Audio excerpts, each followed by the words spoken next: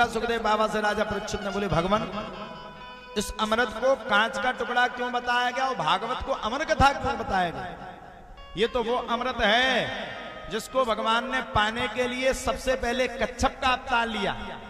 जब मंदरांचल पर्वत का भार तेज था, वेग समुद्र का तेज था और पर्वत नीचे की ओर चला जा रहा था, भगवान ने स्वयं कच्छप यानी कछुए का अवतार लेकर के अपनी पीठ पर उस पर्वत को धारण किया और समुद्र का मंथन करवाया।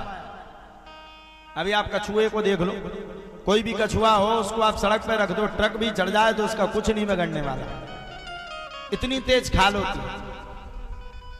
अब सुनो, दूसरा अवतार भगवान ने धनवंतरी के रूप में लिया। धनवंतरी क्यों लिया? बोले धनवंतरी भगवान स्वयं अमृत को लेकर के प्रकट हुए, लेकिन अमृत को लेकर के प्रकट तो हुए लेकिन राक्षस कलयुग में भी है, राक्षस सतयुग में भी है, द्वापर में भी है, त्रेता में भी है, हर युग में राक्षस। राक्षसों ने भगवान से जबरदस्ती अमृत को क्या कर लिया? बोले छुड़ा लिया। अमृत लेकर के राक्षस भाग गए। अब सुनो, राक्षस का कबू अमन नहीं करो जा। कलयुग में भी कई राक्षस, हर जगह राक्षस, उन्हें ज्यादा भाव नहीं दो जा। राक्षसन से तो भगवान बचाए, सबसे पहले भग जाओ। आओ, राक्षस ठीक नहीं होता कलयुग में।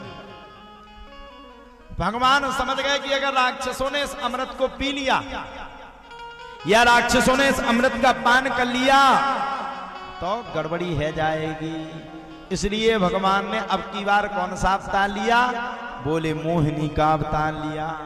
और मोहिनी का अवतार लेकर के भगवान ने देवताओं को अमृत पिला दिया और राक्षसों को जल पिला दिया। एक राक्षस बीच में घुस गया तो भगवान ने उसको देख लिया, तुरंत चक्र का प्रहार किया और वो बीच से कट गया। उसका नाम राहु और केतु पड़ गया। तो भगवान ने 3-3 अवतार लिए और उस अमृत को सुखदेव बाबा ने तुच्छ कहा, कांच का टुकड़ा कहा। अब तो साहब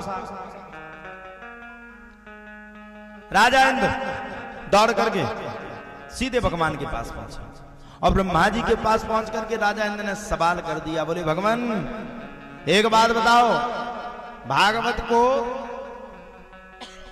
कांच का टुकड़ा कहा, अमृत को कांच का टुकड़ा कहा और उस भागवत को अमर तत्व कहा गया, ऐसे कैसे हो सकता है? ब्रह्मा जी का भी दिमाग खराब, भैया मैंने अमृत का भाव तो दूसरा दिया ही नहीं, ये कौन सा अमृत पैदा हो गया?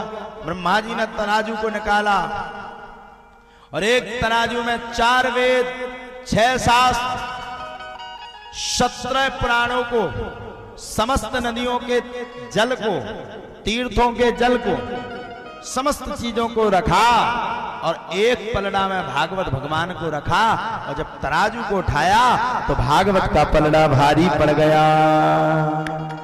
बोलो भागवत महापुराण की। उसी दिन से सुखदेव बाबा ने भागवत को कौन सा नाम दे दिया? बोले उसी दिन से ब्रह्मा जी ने भागवत को पंचमो वेद उच्चेत। कौन सा वेद कह दिया? बोले 5वां वेद कह दिया। और भागवत में गाते ना, ये अमर ग्रंथ, ये मुक्ति पंथ, ये पंचम वेद निराला। कौन सा वेद दिया गया? बोले 5वां वेद का उपाधि दी गई।